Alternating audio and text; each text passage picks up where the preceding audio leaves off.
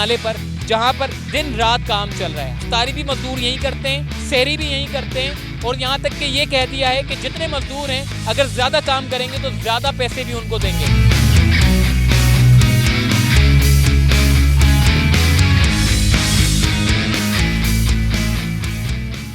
अस्सलाम वालेकुम, चलते फिरते मैं आपको खुशामदीद कहता हूँ। इस वक्त मैं मौजूद हूँ औरंगी नाले पर, जहाँ पर रोज़ाना की बुनियाद पर काम तेज़ी के साथ किया जा रहा है। ये वो नाला है जिसके ऊपर लोग पसंद नहीं करते थे गुजरना, क्योंकि गुजरना इसलिए पसंद नहीं करते थे कि जगह ही नहीं होती थी। इंक्रोचमेंट इतनी ज़्यादा थी कि लोग जो है वो अपने घरों को, या फिर जो, क्योंकि औरंगी नाले की अगर मैं बात करूँ तो घरों के साथ साथ इसमें फैक्ट्रियाँ भी बहुत हैं, और फैक्ट्रियों ने भी, मालिकान ने अपने जितनी भी फैक्ट्रीज थी उसमें इजाफी जगह के लिए उन्होंने भी नाले को घेर लिया। और उसके बाद ना तो बाइक के गुजरने की जगह बची, ना तो किसी रक्षा के, ना तो किसी सुजुकी के, और बल्कि यहाँ तक कि जो मशीनें इतने बड़े बड़े नालों को साफ़ करने के लिए आती हैं उसकी भी जगह नहीं बची। तो अब आप अंदाज़ा लगा लें कि जब बाइक की जगह नहीं बची तो फिर मशीनों की क्या गुंजाइश होगी। और यही वजह थी कि शहर कराची में हर साल का यही रोना था कि जी सड़कों के ऊपर पानी आ जाता है, इलाके ज़ेरे आब आ जाते हैं, शहरी परेशान हैं, लोगों के घरों में पानी आ जाता है, लोगों के जितना भी माल है, लोगों की जान है, वो महफूज नहीं है। फिर उसके बाद हमने देखा कि बिल आखिर साबिक वज़ीर आज़म इमरान खान ने शहर कराची में 3 बड़े नाले बनाने का जो है वो अज़म किया। उन्होंने कहा कि शहर कराची का हर साल का मसला हो चुका है। फिर एक टीम तश्कील दी गई। उस टीम में जो कैनेडी यूनिवर्सिटी की एक टीम थी, उसने पूरी एक रिसर्च की। उसने कहा कि ये जो नाले जो ब्लॉक है, ये जो पानी सड़कों के ऊपर आता है, लोगों के घरों में पानी आता है, सैलाबी सूरत हो जाती है शहर कराची में, इसकी वजह क्या है। फिर वो वजह ढूंढी गई। एनईडी यूनिवर्सिटी के टीम ने जो एक रिसर्च की, उसने कहा कि जब तक आप इन बड़े नालों के ऊपर से इंक्रोचमेंट नहीं ख़त्म करते, तब तक ये नाले जो है वो, तब तक शहर कराची आपका डूबता रहेगा। चाहे आप सरसरी तौर पे नालों से कचरा उठा लें या सरसरी तौर पे जो है वो मुख्तलिफ पॉइंट से कचरा उठा लें। उन्होंने कहा कि अगर मुस्तकिल हल आप चाहते हैं तो आपको इन नालों से इंक्रोचमेंट का ख़ात्मा करना होगा। न सिर्फ इंक्रोचमेंट का ख़ात्मा करना होगा, बल्कि इन नालों को रीडेवलपमेंट करना होगा। इस नाले की असल सूरत जो है वो बहाल करनी होगी। उसके बाद फिर साबिक वज़ीर आज़म, यहाँ तक के FWO, यहाँ तक के NLC, यहाँ तक के अदलिया को भी जो है वो नोटिस करना पड़ा, नोटिस देना पड़ा। फिर उसके बाद हमने देखा कि साबिक वज़ीर आज़म ने शहर कराची को, और इसमें सिंध गवर्नमेंट का भी यकीनन एक अहम किरदार है, क्योंकि अगर सिंध गवर्नमेंट अगर इसमें काम ना करती, क्योंकि 18वीं तरमीम में उनके बगैर काम हो नहीं सकता था, प्रेशर था, इसीलिए काम हो गया। और यही वजह है कि अब शहर कराची में साबिक वज़ीर आज़म की मेहरबानी से इस तमाम नालों के ऊपर काम हो रहा है। गुज्जर नाले के ऊपर भी रात दिन काम चल रहा है। महमूदाबाद नाले के ऊपर भी हमने देखा कि ज़बरदस्त किस्म का काम हुआ। वहाँ पर भी एक नाले की शक्ल सामने आई और दोनों तरफ सड़कें निकाली गई। हो सकता है कि मुस्तकबिल में और भी सड़कें निकालने का सिलसिला जो है वो शुरू हो। और इस वक्त मैं मौजूद हूँ औरंगी नाले पर, जहाँ पर दिन रात काम चल रहा है। हालांकि रमज़ानुल मुबारक है, दिन और रात अफ्तारी भी मजदूर यहीं करते हैं, सहरी भी यहीं करते हैं, और यहाँ तक कि ये कह दिया है कि जितने मजदूर हैं अगर ज़्यादा काम करेंगे तो ज़्यादा पैसे भी उनको देंगे।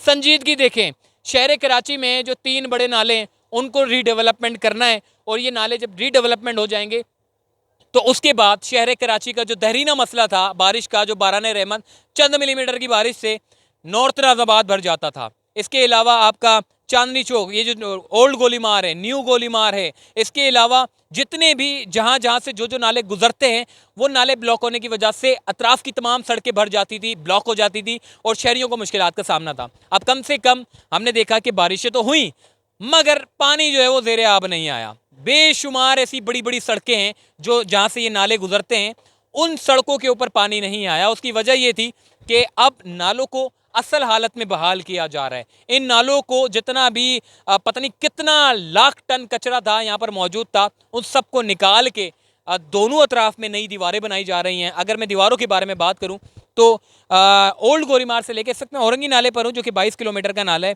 गुज्जर नाले की बात करें तो 26 किलोमीटर का गुज्जर नाला है, वहाँ पर भी काम चल रहा है, औरंगी नाले पर भी चल रहा है। गोलीमार से लेकर पापोश तक, और पापोश से लेकर आगे तक जो कि बनारस है, और बनारस से भी आगे तक दीवारें बनाने का काम चल रहा है। इस वक्त मैं पापोश के पास खड़ा हूँ, और इस 2 पुलिया आगे जाएंगे तो बनारस का पुल आ जाता है। इस वक्त टाइम हो रहा है जी 12:20, रात के तकरीबन 4 बजे तक काम होगा और यहीं पर ही मजदूर सैरी करेंगे और उसके बाद घर जाएंगे।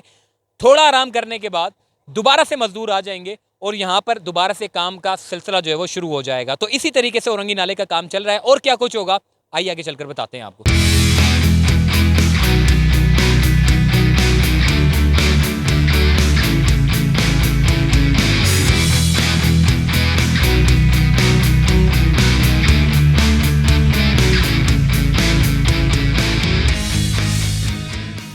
जी अब थोड़ा सा बात करता हूँ इस नाले को बनाना किस तरह है, किस शक्ल में इनको बनाना है। हमने देखा था महमूदाबाद नाला जो कि दोनों अतराफ में सड़कें निकली थी। माजी की अगर बात करूँ तो यहाँ पर सड़कें निकालना बड़ा मुश्किल काम था। यहाँ पर बराबर में सड़क निकाली जाएगी और मेरे लेफ्ट साइड पे भी एक सड़क निकाली जाएगी जो कि आपको ओल्ड गोलीमार से लेकर औरंगी तक आपको 22 किलोमीटर तक एक सड़क देखने को मिलेगी।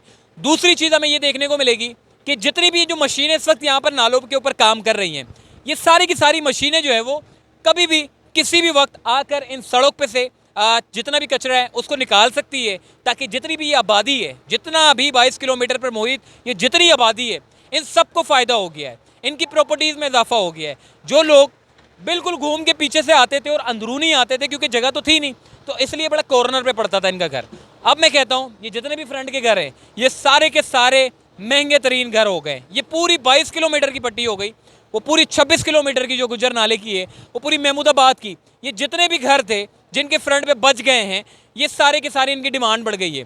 अब सड़क निकलेगी और सड़क निकलने के बाद गाड़ियों की आमदोरफ्त का सिलसिला जारी होगा, तो इससे एक अल्टरनेट सड़क देखने को मिलेगी जिसमें हमने देखा कि लोग जो है वो बनारस से ही जाते हैं। अब आपको ओल्ड गोलीमार से लेके एक अल्टरनेट रास्ता मिलेगा जहां से आप सुकून से होते हुए आप अपनी मंजिल की जानिब औरंगी टाउन तक पहुंच जाएंगे जो कि ओल्ड गोलीमार से। और इसी तरीके से गुजर नाले वाले जो लोग हैं वो भी लियारी एक्सप्रेसवे जो कि थोड़ा सा ही आगे पड़ता है, उससे जो नाला के जो मुँह लियारी नदी पर छोड़ा गया है वहाँ से जो शुरू होगा रास्ता सीधा नागन चौरंगी से भी आगे ये जो आखिरी 0 पॉइंट है वहाँ तक एक सड़क देखने को मिलेगी जो कि राइट लेफ्ट में हमें नज़र आएगी, जिसकी वजह से शहरियों को बहुत ज़्यादा फ़ायदा होगा। ट्रैफिक में भी खासा कमी होगी और दूसरा ये जो बारिश का जो देरीना मसला है ये भी हल हो जाएगा।